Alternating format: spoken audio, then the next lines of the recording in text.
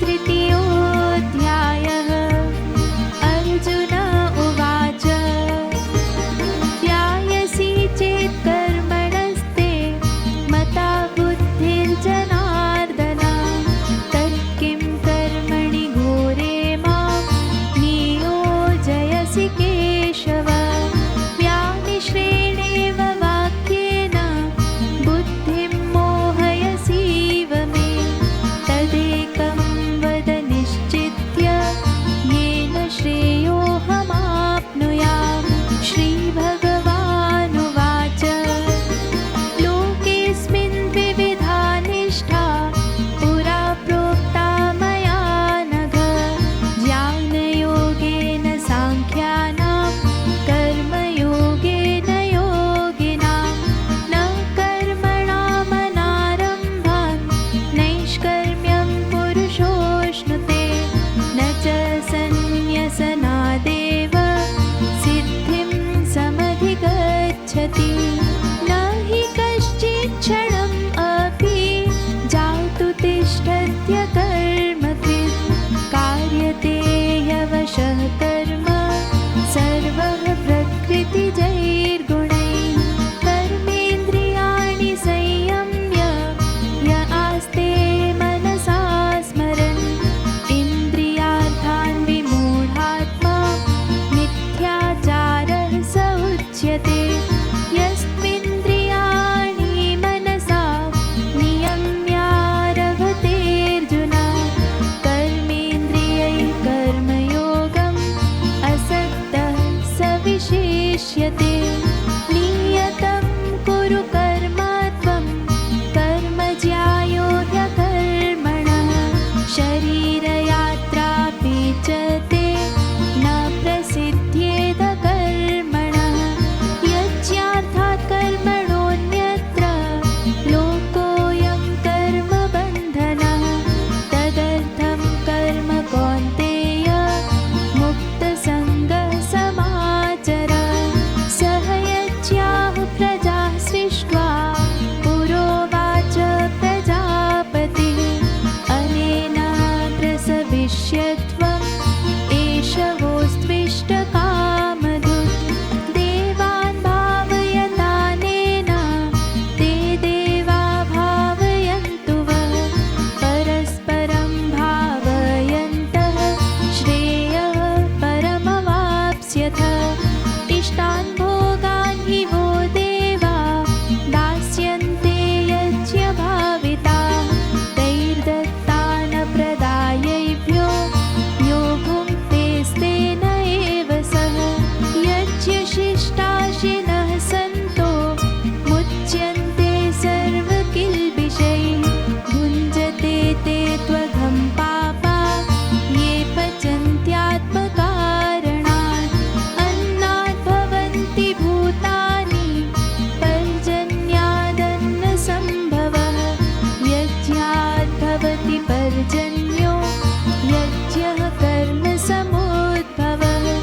कर्म ब्रह्मोद्भवं विद्धि ब्रह्माक्षरसमुद्भवं तस्मात् सर्वगतं ब्रह्म नित्यं यज्ञे प्रतिष्ठितम्।